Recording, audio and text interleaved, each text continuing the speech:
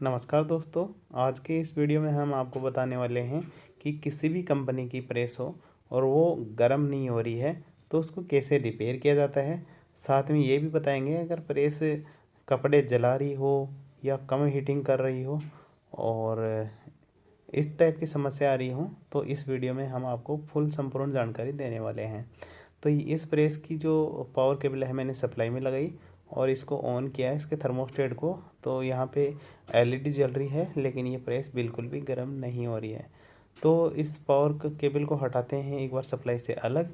और आपको ये बता दूँ इस प्रेस की रिपेयरिंग करने के लिए मैंने एक 100 वाट का लैंप लिया है और इसको आपको चेक करके दिखाता हूँ। जैसे ही सप्लाई में लगाता हूँ तो ये ऑन हो जाता है यानी कि जल जाता है। तो इसके माध्यम से ही इस प्रेस को अपन रिपेयर करने वाले हैं, इसकी जांच करने वाले हैं। तो इसके बैक साइड के कवर को हटा लेते हैं और प्रेस को जो है सप्लाई में कनेक्ट करते हैं। अब यहाँ पे 3 वायर देख पा रहे होंगे, एक ब्लैक वायर, एक रेड वायर, जो ब्लैक न्यूट्रल का और रेड जो है फेज का है। और यहाँ पे आप देख पा रहे होंगे जैसे मैंने लैंप को जो है कनेक्ट किया तो यहाँ पे लैंप जो है अपना जल चुका है। इसका मतलब ये हुआ कि अपनी जो प्रेस की पावर केबल है वो यहाँ तक बिल्कुल ओके है, यहाँ तक सप्लाई प्रॉपर पहुँच रही है। और इस केबल में हरा वायर जो होता है वो अर्थिंग का होता है जो बॉडी के साथ कनेक्ट होता है। तो यहाँ तक सप्लाई ओके है। तो अब फॉल्ट जो बचा है अपना इस प्रेस के अंदर है, या तो हीटिंग एलिमेंट ख़राब हो चुका है या फिर अपना थर्मोस्टेट ख़राब हो चुका है। तो इस प्रेस को खोलने के लिए बैक साइड में 2 स्क्रू देख पा रहे होंगे, दोनों स्क्रू को आपको खोलना होगा। दोस्तों अगर आपको प्रेस रिपेयर करने में अगर आपको किसी भी प्रकार की प्रॉब्लम आ रही हो तो आप हमें हमारे दिए गए कॉन्टैक्ट नंबर पे आप हमारे को फ़ोन करके हमारे से मदद ले सकते हैं। तो 2 पेज यहाँ से और 1 पेज इस कवर के नीचे आपको आगे की साइड में यहाँ पे छुपा हुआ मिलेगा। इस स्क्रू को मैंने पेचकस के माध्यम से खोल लिया है, आप देख पा रहे होंगे। और वीडियो पसंद आए तो लाइक शेयर सब्सक्राइब ज़रूर करें। और इस नोब के नीचे भी आपको स्क्रू छुपे हुए मिलेंगे, उनको भी आपको खोलना है। यहाँ पे 2 स्क्रू हैं, दोनों को मैं खोल लेता हूँ। आप इसके कवर को ज़बरदस्ती खींचने की कोशिश ना करें, अन्यथा कवर टूट जाएगा। अगर कहीं से भी वो खींच ना रहा है इसका मतलब कोई ना कोई पेच शेष रह गया है, उसको खोलने की आपको ज़रूरत है। इस कवर को हटाने के बाद में नीचे वाले कवर में 3 स्क्रू आपको दिखाई दे रहे होंगे, इन तीनों स्क्रू को भी खोलना होगा। 3 स्क्रू मैंने खोल लिए हैं। अब इसको ऊपर उठाने वक्त आप ध्यान देंगे जो इंडिकेटर है ये न टूट जाए, तो इसको अच्छे से आसानी से धीरे धीरे खींचें ऊपर की ओर। अब इसके अंदर 2 चीज़ दिख रही हैं, एक तो ये थर्मोस्टेट, दूसरा हीटिंग एलिमेंट। हीटिंग एलिमेंट मेरे को दिख रहा है बिल्कुल ख़राब हो चुका है, यहाँ से जल गया है, ये आप देख पा रहे होंगे। तो ये इसीलिए ये प्रेस गर्म नहीं हो रही थी कि हीटिंग एलिमेंट इसका ख़राब हो चुका है। तो मैं क्या करता हूँ इसकी एक बार फिर से जांच करने के लिए, ये सीरीज़ लैंप है मेरे पास और सीरीज़ लैंप से मैंने टेस्ट किया है, यहाँ पे लैंप नहीं जल रहा है। अगर ये हीटिंग एलिमेंट ठीक होता तो लैंप जल जाता। अभी एक बार थर्मोस्टेट की ओर जांच कर लेते हैं। इसके लिए ये वायर यहाँ से हटाने पड़ेंगे। फिर से मैं सीरीज़ लैंप के 2 वायर लेता हूँ और थर्मोस्टेट के दोनों वायरों में कनेक्ट कर देता हूँ। और अब इसकी थर्मोस्टेट की नॉब को मैं ऑन ऑफ करता हूँ। तो आप देख पा रहे होंगे ऑन करते ही जल रहा है लैंप, सीरीज लैंप जल रहा है। इसका मतलब ये हुआ कि अपना थर्मोस्टेट बिल्कुल सही है। अब आपको यहीं पे बता दूँ, इस जले हुए हीटिंग एलिमेंट को यहाँ से निकाल लेते हैं। अगर आपकी प्रेस कपड़े जलाती है तो ये थर्मोस्टेट आप बदल दें, आपकी प्रेस जो है ठीक हो जाएगी। और अगर प्रेस गर्म कम हो रही है तो आप इस थर्मोस्टेट की जांच करें। कभी ये तो ऐसा तो नहीं है कि बार बार प्रेस को कट करा रहा हो, प्रेस गर्म नहीं हो पा रही हो। कई बार थर्मोस्टेट ख़राब होने के कारण गर्म नहीं होती है, कई बार हीटिंग एलिमेंट जो है वो ख़राब होने के कारण भी प्रेस जो है गर्म नहीं हो पाती है। तो इन दोनों की आपको जांच करके पता लगाना है कि कौन सी चीज़ इसमें दोषित है, फॉल्टी है। तो ये मेरे पास नया जो एक हीटिंग एलिमेंट है और इसकी मैंने जांच कर ली है कि ये प्रॉपर से उसी साइज़ का है, जो ख़राब हुई हीटिंग एलिमेंट है उसी साइज़ का है ये।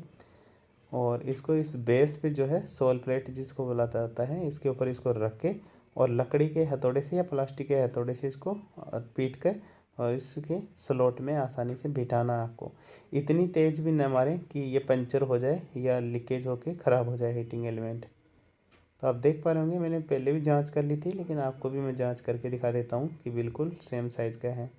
लगाने से पहले एक बार इसकी जांच कर लेते हैं, बिल्कुल ओके है। और इसकी बॉडी जो करंट है वो भी अपन चेक कर लेते हैं, जिसको ग्राउंड फॉल्ट बोला जाता है। दोनों टेस्ट मैंने कर लिए हैं।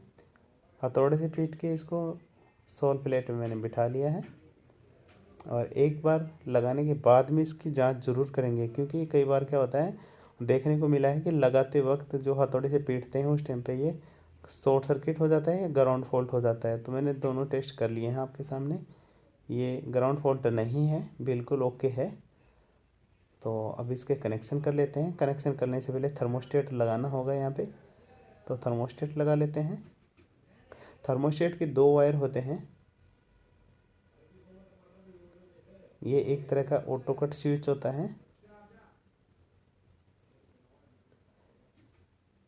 कसने के बाद कोई भी एक तार आपको हीटिंग एलिमेंट के किसी भी एक सिरे पे जोड़ना होगा। और इसको जोड़ने से पहले जो इंडिकेटर है उसका भी एक वायर, कोई सा भी एक वायर आपको इसके साथ कनेक्ट करके हीटिंग एलिमेंट के टर्मिनल पे आपको कसना है। अगर आपको वीडियो पसंद आए तो लाइक शेयर सब्सक्राइब ज़रूर करें।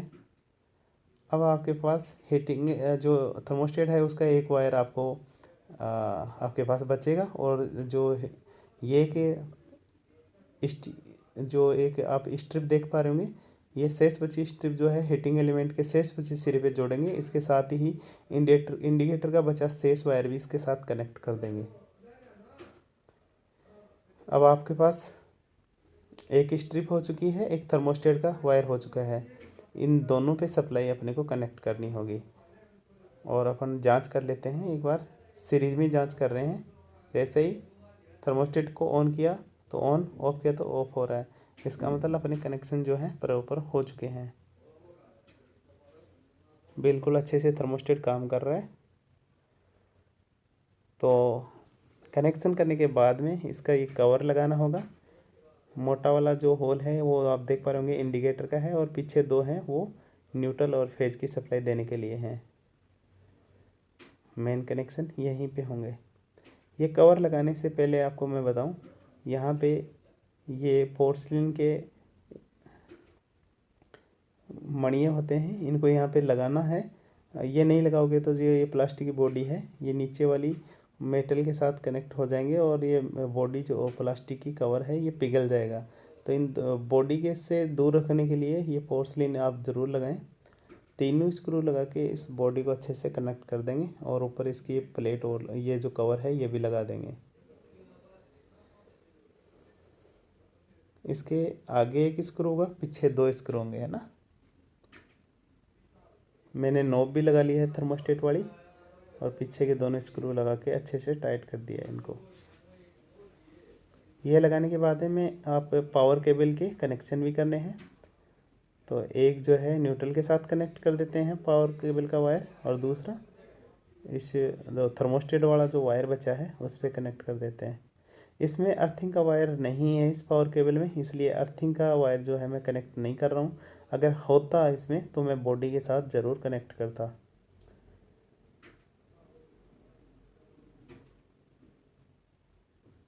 पावर केबल लगाने के बाद में ये लॉक ज़रूर लगाएं, क्योंकि ये अगर लगा दोगे तो ये जो केबल खींचने का जो डर होता है वो कम हो जाएगा। ये लगाने के बाद में बैक साइड का कवर और ऊपर का कवर अपन लगा लेते हैं।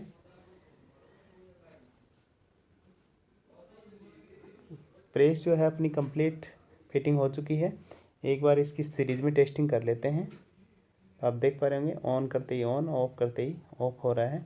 इसका मतलब ये हुआ पर कनेक्शन अपने प्रॉपर हो चुके हैं। तो अब मेन सप्लाई में इसकी एक बार टेस्टिंग कर लेते हैं। मेन सप्लाई में लगाते ही थर्मोस्टेट को ऑन करते ही आप देख पा रहे होंगे इसका इंडिकेटर ऑन हो चुका है, और अपनी प्रेस भी जो है हीटिंग हो चुकी है। आप देख पा रहे होंगे जैसे मैं पानी डाल रहा हूँ तो आपको दिख पा रहा होगा प्रेस अपनी ओके हो चुकी है। दोस्तों उम्मीद है वीडियो पसंद आएगा, पसंद आए तो लाइक शेयर सब्सक्राइब ज़रूर करें।